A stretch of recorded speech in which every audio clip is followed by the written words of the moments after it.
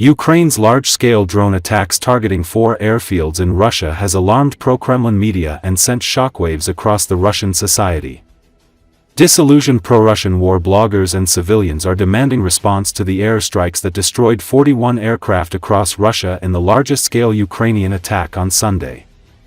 Angry citizens have taken to social media platforms, calling for revenge and complete destruction of the Security Service of Ukraine, SBU, which carried out the special operation codenamed Spiderweb that targeted 4 Russian airfields, Belia, Dyagilevo, Olynya, and Ivanova on Sunday, inflicting Russia damage worth $7 billion. Netizens have called for punishment of Kremlin cowards in online forums. The anger expressed in social media is the reflection of the desperation and hopelessness among the Russian society. Among the emotionally charged responses in the Russian social media are sentiments of confusion, not only because of the attack itself, but over the Russian officials' silence following the strike.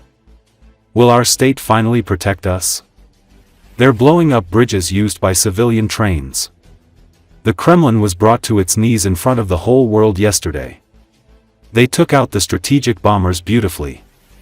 We can't even produce them anymore, the loss is critical.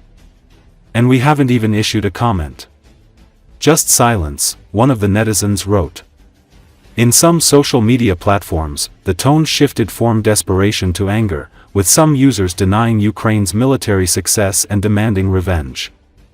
Tell the head of the SBU to mentally prepare, soon the Ukrops will be hiding in subways, using plastic bags for toilets, another angry netizen commented.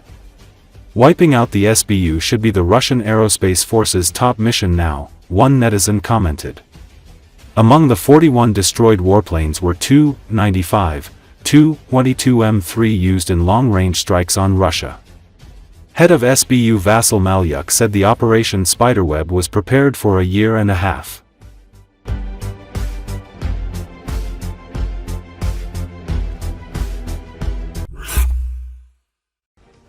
Russian political strategist and gallery owner Murat Gelman commented on the question of whether the Kremlin's top brass is set on continuing the war. The mood that reigns there cannot be called oppositional, but everyone wants to get into cash. Everyone would be happy to record some military result now, to establish that they did not lose, and to move on to dividing up and earning money, as Trump calls for, he explained in an interview with Glavrid. The expert says that in the Russian Federation there are no elites with their own interests that Putin should take into account. Here we need to talk about the existence of certain groups. There is a group that is connected with the war. These are the so-called Zetniks. They have already become accustomed to the war and want it to continue. Of course, there are also people in Putin's circle who would like to start robbing, earning money, and, finally, return the opportunity to go to the south of France for vacation, he emphasized. According to the source, Putin wants to look like a winner, so this is very important to him. Not only because they can somehow influence him or organize an uprising, but because of the desire to feel admiration and applause. And these people who are at the front are the only ones who can, as Prigozhin showed, turn their guns 180 degrees. That is why they worry Putin more than the Kremlin. And in the Kremlin, everything is fine, Gelman added. In this case, according to the American Institute study of war, the Kremlin has not prepared the Russian information space for a peace agreement or the end of the war with Ukraine. There are more and more calls in Russia to prolong the war until the occupiers achieve their goals. According to the ISW, the Kremlin has not prepared the Russian information space for a peace agreement in the near future, and Russian forces and society do not expect a quick end to the war. The Kremlin is making a concerted effort to justify Putin's military goals as vital to the Russian state and to garner public support for prolonging the war until Russia achieves these goals. Kremlin officials have increasingly stated publicly that Russia is prepared to continue fighting until Ukraine accepts Russian demands, likely because the Kremlin believes it has adequately prepared Russian society and the Russian military for such a scenario. Ukraine continues to demonstrate its readiness for constructive peaceful dialogue and an unconditional ceasefire. Russia, however, continues to demonstrate that it is not interested in a ceasefire or in good faith negotiations to end the war.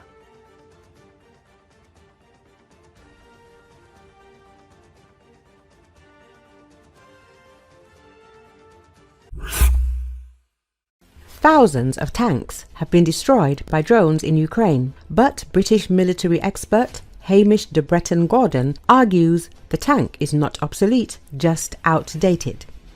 Writing in The Telegraph, the former commander of the UK's joint CBRN regiment and NATO's Rapid Reaction CBRN battalion argues that next-generation tanks equipped with electronic jammers and active defense systems can survive and dominate on today's drone-filled battlefield.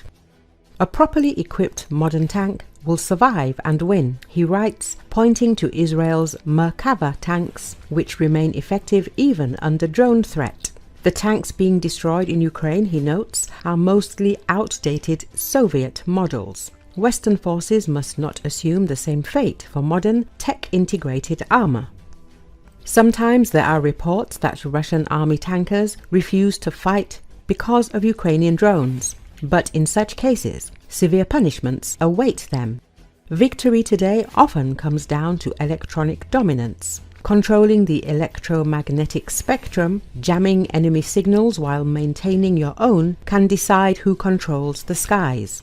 He who controls this controls the battle space and will win the war, Hamish de Bretton-Gordon says.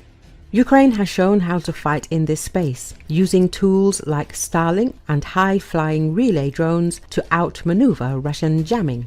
Some drones even use fiber optic cables, an old but effective way to stay connected when signals fail. Old-fashioned methods are overcoming the latest and most brilliant electronic warfare systems, de Bretton-Gordon notes. Britain, he warns, is almost totally unequipped for this kind of warfare. With the Strategic Defence Review due next week, de Bretton-Gordon says urgent action is needed. We need to be able to operate on a drone battlefield without being cut to pieces. He attributes the Strategic Defence Review's delay to the sheer pace of change, not indecision, highlighting how quickly military tech becomes outdated. Technology aside, strong field leadership remains essential. De Bretton-Gordon calls for renewed focus on mission command, the British Army's tradition of empowering junior officers to act quickly without waiting for top-down orders. A commander who waits to hear back when an opportunity appears is not a real officer at all. For all the talk of drones and AI, war still comes down to fundamentals: adaptability, decision-making, and force protection. The principles of war have not changed. Some of the new generation will dominate the electronic battle space. And yes, they may still ride to war in tanks.